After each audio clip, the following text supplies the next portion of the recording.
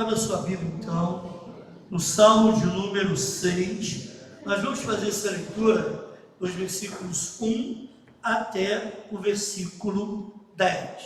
Salmo 6, todo salmo na realidade, de 1 a 10. Senhor, não me repreendas na tua ira, nem me castigues no teu furor. Tem compaixão de mim, Senhor, porque eu me sinto debilitado. Sara-me, Senhor, porque os meus ossos estão abalados. Você já sentiu assim? Também a minha alma está profundamente perturbada. Mas tu, Senhor, até quando? Volta-te, Senhor, e livra a minha alma. Salva-me por tua graça. Pois na morte não há recordação de ti. No sepulcro, quem te dará louvor? Estou cansado de tanto gemer. Todas as noites faço nadar o meu leito, de minhas lágrimas lago. Meus olhos de mágoa se acham amortecidos, envelhecem por causa de todos os meus adversários. Apartai-vos de mim, todos os que praticais a iniquidade, porque o Senhor ouviu a voz do meu lamento. O Senhor ouviu a minha súplica. O Senhor acolhe a minha oração. Envergonhem-se e sejam sobremodo perturbados todos os meus inimigos. Retirem-se de súbito, cobertos de vexame. Que salmo é esse, né? Alguns chamam de salmo de lamento. A igreja primitiva chamava de salmo penitencial. Esse é o primeiro de 7 salmos desse tipo, desse teor, né? Desse tom de salmo de lamento, ou salmo penitencial que nós contamos no livro de Salmos. Possivelmente, irmãos, esse salmo ainda foi escrito na época em que Davi estava fugindo de Absalão. Possivelmente, não há muita segurança nesse tipo de afirmação, mas há uma possibilidade séria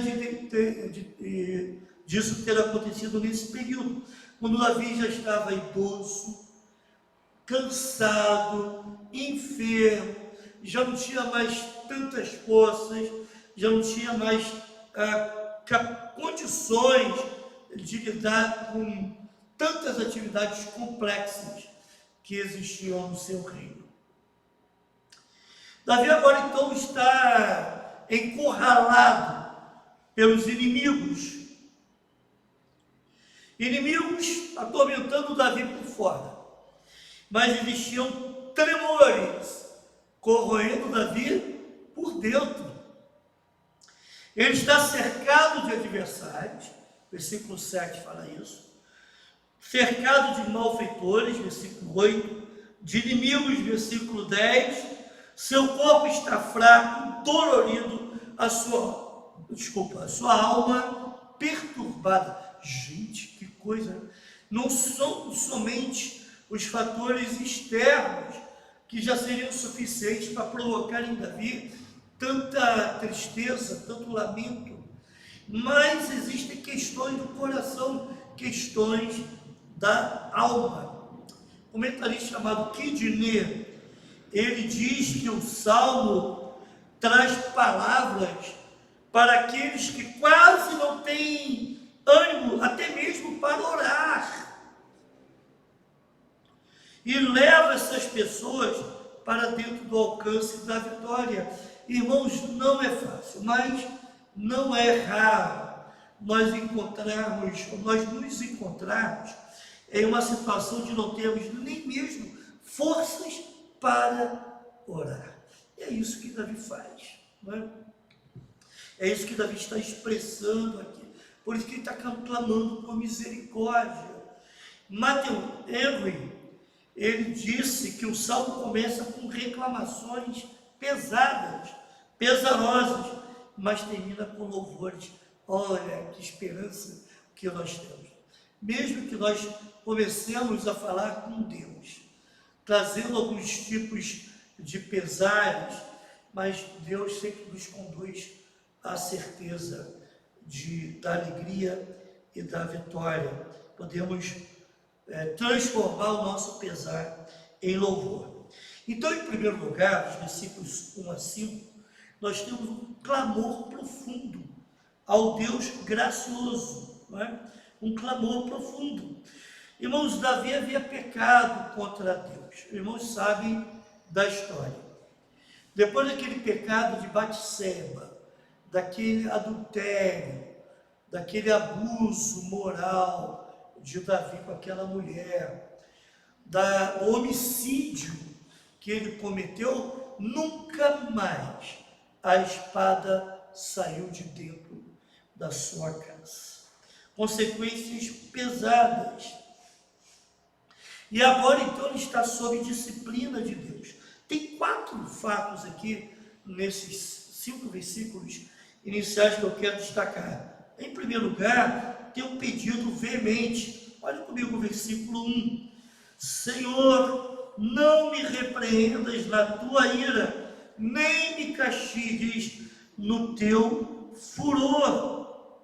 Irmãos, Davi tem plena consciência que merece ser disciplinado. Ele não está fugindo da disciplina de Deus, conforme Adão tentou fazer, não é? Se escondendo lá, quando ouviu que Deus estava se aproximando, se escondendo no meio das árvores. Nem tão pouco ele está dizendo: Deus, não me repreendas. Ele está dizendo o seguinte: Deus, não me repreenda na tua ira, no teu furor. Ele não está pedindo para não ser repreendido, porque Davi, como homem de Deus, servo de Deus, sabe que até mesmo na repreensão há algum tipo de sabedoria, que ele poderia perder algum tipo de bênção, que ele poderia perder caso ele orasse para Deus retesse a sua repreensão. Mas interessante que Davi apelou para a misericórdia de Deus. Interessante. Spurgeon vai dizer o seguinte, que Davi apelou de uma virtude, que é a justiça, para outra virtude, que é a misericórdia. Senhor, me repreenda, estou aqui, mas seja misericordioso, senão eu não aguento. Em segundo lugar, nós encontramos aqui o relato de uma enfermidade dolorosa, no versículo 2. Tem compaixão de mim, Senhor, porque eu me sinto debilitado. Sara-me, Senhor, porque os meus ossos estão abalados. Irmãos, Davi está fragilizado. Davi está passando por um problema de enfermidade. Ele está pedindo: Senhor, cura. Alguns autores, aí eu leio alguns para a gente ter uma ideia, meio que pegar uma ideia um pouquinho e chegar no equilíbrio. Alguns autores entendem que ossos e olhos, que a gente vai ver um pouco mais para frente, tem a ver com toda a totalidade do ser. Mas uma coisa que me deixa claro aqui nesse texto é que parece que aquela situação que Davi estava vivendo, de pecado, de estar sob disciplina, trouxe também algum tipo de somatização. Ou seja, ele também começou a desenvolver problemas de saúde. Isso não é raro, né? Os irmãos sabem que a pessoa às vezes coloca na cabeça que está doente, não tem jeito. Às vezes até não estava, mas começa a sentir os sintomas, e aqueles sintomas são verdadeiros, tá, gente? Ela acha que tem, né? Já ouvi falar de casos de gravidez psicológica. Já ouviu falar nisso? Gravidez psicológica, a pessoa tem tudo, todos os sintomas de uma gravidez, só não está grávida. É impressionante isso. Você conheceu o marido da Andréia, da Yara, né? Sim. A irmã dele teve esse problema. Teve gravidez psicológica. Pois é. Então, irmãos, o que acontece é que de alguma forma, de uma forma ou de outra, Davi estava doente. E ele está pedindo, Senhor, me cure. Interessante que ele fala sobre os ossos. Não são os ossos que são a base do nosso corpo, não são os ossos que sustentam o corpo, são as colunas dessa casa da hombridade, da firmeza, não são os ossos. E o Davi está dizendo que os ossos tremiam. Senhor, venha me curar. E ele está revelando também uma alma perturbada. Olha o versículo 3.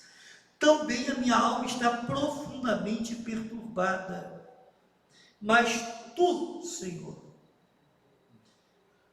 até quando? Não é isso? Mas tu, Senhor, até quando? Davi estava então doente do corpo e também estava doente da alma. Seu corpo estava debilitado, mas as suas emoções também estavam debilitadas. Ele precisava de uma intervenção total na vida. Essa profunda perturbação da alma de Davi era possivelmente a causa da enfermidade física. Possivelmente a causa dessa enfermidade que está passando. E ele termina então esse versículo e fala assim: até quando, Senhor? Até quando? Essa expressão, irmãos, até quando, Senhor, aparece cerca de 30 vezes em toda a Bíblia, mas 16 vezes estão no livro de Salmos. 16 vezes aparece até quando, Senhor, ou seja, até quando vai durar isso? Até quando eu vou estar sob disciplina? Até quando eu vou estar sofrendo? Até quando? Isso não é um lamento de Davi? Está lamentando a sua situação. Spurgeon diz, está certo quando diz que o problema da alma é a alma do problema. É a própria alma do problema. O problema da alma é a própria alma do problema. A razão dessas questões de Davi, dele se sentir encurralado, ameaçado, doente, tudo era uma questão da alma. Irmãos, quantas vezes eu percebo algumas pessoas chegando com dores para conversar. Em primeiro lugar, eu não coloco em dúvida nenhuma de que a pessoa está sentindo dores. Isso é fato. Mas a primeira coisa que eu peço é faça exame. Acho que é meio óbvio. Vai procurar um médico. Tem que ver a razão. Aí, de repente, a pessoa vai fazer os exames, procura o médico passa aquela bateria de exames, e o que tem? Nada. Qual o problema da pessoa? É a alma. Bom, aí já não é mais assunto para o médico, aí é assunto para o pastor, aí eu vou cuidar. Entende o que eu dizer? A alma é capaz de produzir esse tipo de situação. Até quando foi uma expressão que nós encontramos lá no livro do Apocalipse, capítulo 6, versículo 10, quando aquelas almas que estão debaixo do altar perguntam para Deus e falam assim: até quando, Deus, isso vai durar? Até quando vamos ver pessoas morrendo em prol do Evangelho? E Deus diz que esse número precisa se completar. Os mártires precisam morrer. Irmãos, não tem importância quando os ossos tremem, mas a alma está firme. Quantos e quantas pessoas que nós conhecemos, que passaram por situações difíceis de saúde, mas a alma estava rebustecida. Os ossos tremiam, enfraquecidos, a base do corpo estava comprometida, mas a alma estava firme. Em quarto lugar, nós encontramos um grande temor da morte. Olha versículos 4 e 5. Volta-te, Senhor, e livra minha alma, salva-me por tua graça, pois na morte não há recordação de ti. No sepulcro, quem te dará louvor? Davi está se sentindo nos portais da morte. Ele sabe que os seus pecados o tornam merecedor da morte. Os seus pés estão caminhando para lá. O seu corpo dá sinais de que a morte está próxima. A sua alma está sofrida nesse sentido. E ele argumenta dizendo: olha, Deus, interessante esse argumento de Davi. Livra-me, ó Deus, porque no sepulcro, ele diz lá, quem te dará louvor? Ele diz assim: Deus, livra-me, porque quando eu morrer, não vai ter mais louvor aqui na terra. Eu não vou mais te louvar. Livra-me para que eu possa continuar te louvando. Esse é o forte argumento de Davi aqui para um livramento, para que ele continue louvando a Deus na terra. Mas nós encontramos uma queixa amarga de Davi ao Deus misericordioso. Isso nos versículos 6 e 7. Irmãos, se os irmãos se lembram bem, eu cheguei a mencionar que no Salmo 3, nós teríamos o Salmo matutino, o Salmo 4, vespertino, o Salmo 5, matutino, e o Salmo 6, vespertino. Olha a organização da coisa como estava acontecendo. Nesse salmo, então, Davi está lançando sobre Deus uma queixa amarga, 3 partes. Em primeiro lugar, ele fala sobre o cansaço do sofrimento. Está dizendo assim: eu estou cansado de sofrer. Gente, não é fácil, eu já ouvi isso. Eu não aguento mais. Eu estou cansado de sofrer. Olha comigo a parte inicial do versículo 6. Estou cansado de tanto gemer. O gemido é aquela expressão mais profunda de sofrimento. Nós gememos porque não temos palavras suficientes para expressar a nossa dor. Então emitimos um gemido. Então Davi aqui está dizendo: Deus, estou cansado de sofrer. E também está falando sobre o copioso choro. Olha a parte B desse mesmo versículo 6. Todas as noites faço nadar o meu leito, de minhas lágrimas o alago. Isso é uma figura de linguagem, né? Chamada de hipérbole. É uma linguagem que exagera algumas coisas para mostrar a força, né? A força daquela. Ele falou que faz nadar a cama dele, alaga. Isso não é verdade, não é literal, isso é uma figura de linguagem. Mas para mostrar que ele estava chorando. E não sabe o que me espanta? Quando eu chego aqui nesse versículo, vai lá comigo no capítulo 3, por favor.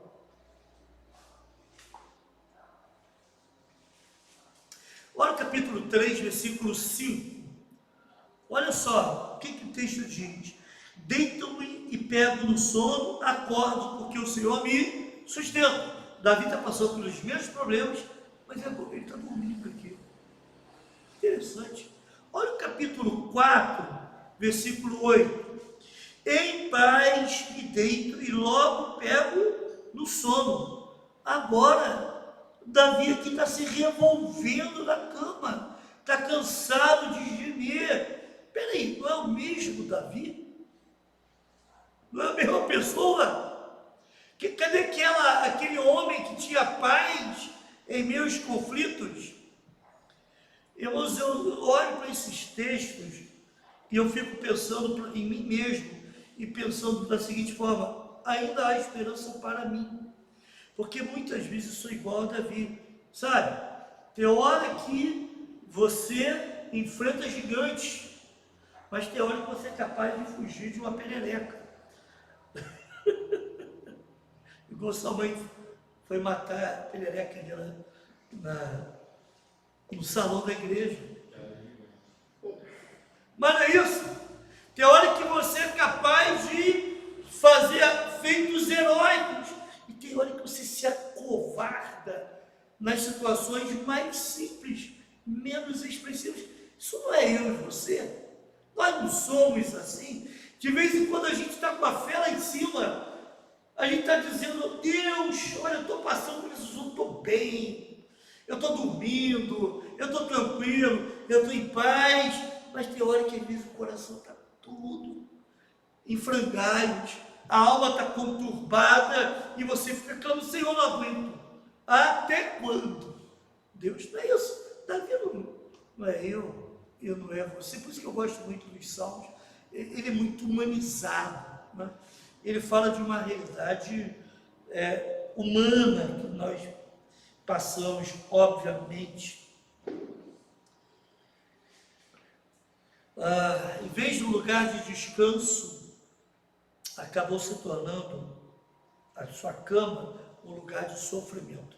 Um autor que eu não me lembro, um comentarista que eu li, eu confesso que eu não me lembro, ele disse o seguinte: interessante que no lugar do pecado, Davi agora está tendo ou está passando por um sofrimento.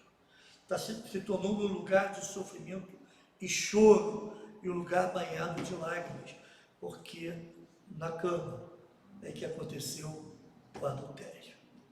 E essa mesma cama agora é o lugar de sofrimento, é o lugar de tormento. Entendem isso?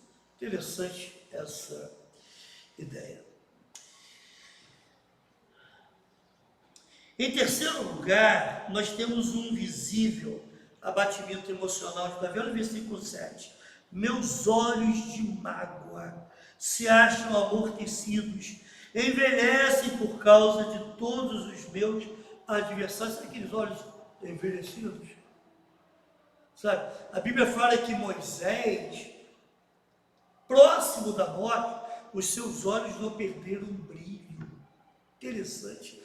Davi estava com os olhos caídos, os olhos sem brilho, conforme ele mesmo diz, os olhos envelhecidos por uma questão, um problema, um abatimento emocional. O semblante de Davi está desfigurado, o seu rosto abatido por olheiras, entende?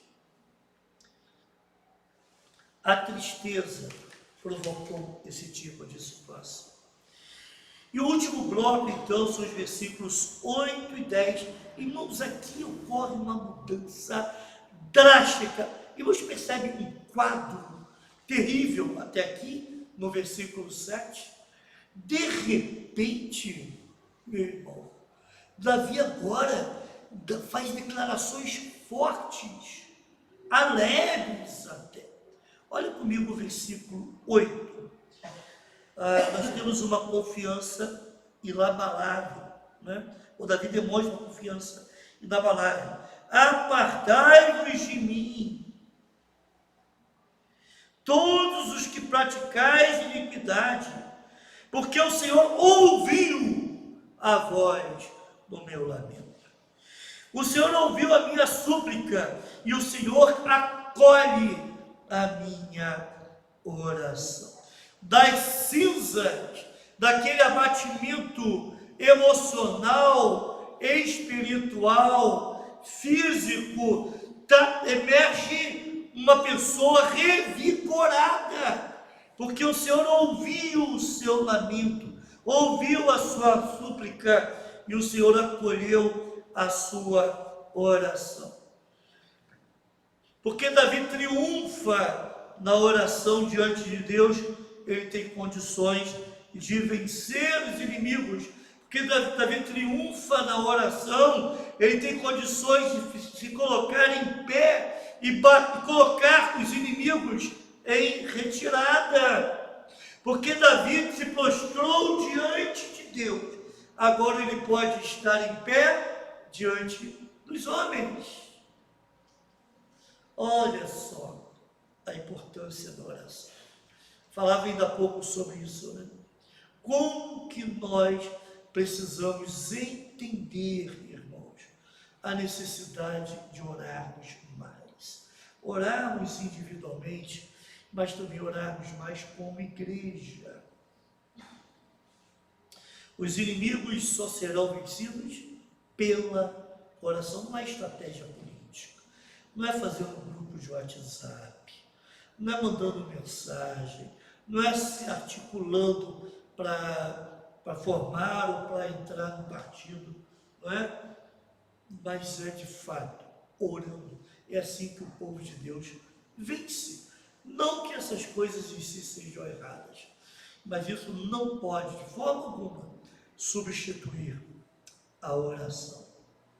Aquele lamento de Davi, aquele lamento de tristeza de Davi, até quando foi um lamento, vamos dizer, eloquente, claro, foram palavras muito bem entendidas, audíveis diante do Senhor, não precisavam de intérprete. Deus entendeu o seu gemido.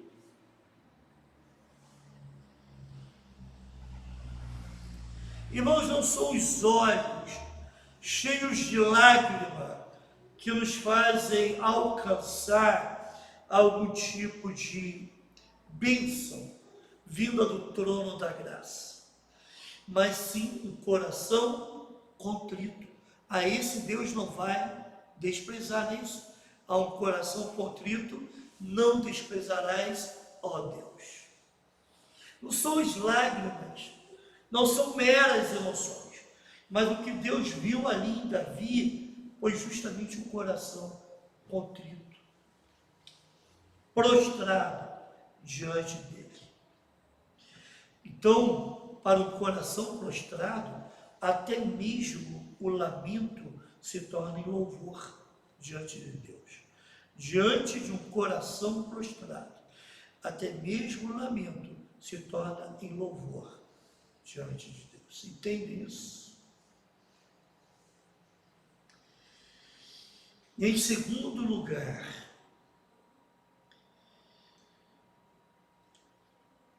Davi mostra uma confiança inabalável, porque foi liberto de sua perturbação por Deus. E com isso, ele deixa seus inimigos perturbados. Olha o versículo 10. Envergonhem-se e sejam sobremodo perturbados todos os meus inimigos. Retirem-se de súbito, cobertos de vexame. Interessante que essa ação de Deus para resgatar Davi fez com que os seus inimigos ficassem humilhados. Por dizer, ele diz que aqueles que aprendem a orar encontram em todas as circunstâncias da vida motivos para louvar pela esperança no auxílio de Deus. Aqueles que aprendem a orar encontram em todas as circunstâncias da vida motivos para louvar pela esperança no auxílio de Deus. Agora não é Davi mais que está perturbado, são os seus inimigos. Irmãos, é possível o crente louvar a Deus no meio da provação? Quando a chapa esquenta, quando o fogo está mais quente, o fogo da provação, na esperança do auxílio do Senhor, o crente louva a Deus. Davi então agora se veste não mais como aquela pessoa sentindo envelhecida, acabada, doente, temerosa, mas agora ele se veste como um guerreiro vitorioso e coloca os seus inimigos para correr. Das cinzas renasce um novo homem. Amém? Que Deus então nos ajude a entendermos que tipo de relacionamento que Ele quer que nós tenhamos com Ele através das nossas orações. Vamos orar?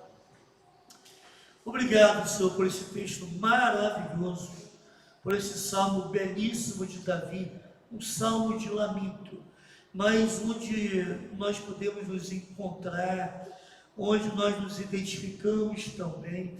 Quantas vezes nós passamos por situações parecidas, mas obrigado pela confiança que temos em Ti, pela certeza do Teu auxílio, e que por mais que a situação esteja difícil, nós podemos contar com o Seu auxílio, e por isso nós Te louvamos. Obrigado por isso, obrigado porque Tu tens poder de nos resgatar, de nos renovar internamente e também externamente. Pode fazer com que a nossa alma se livre do temor e passe então a louvá-lo com intensidade, pela certeza de que a Tua mão não se afastará de nós, mas a Tua bênção estará sobre nós. Isso nós oramos em nome de Jesus. Amém.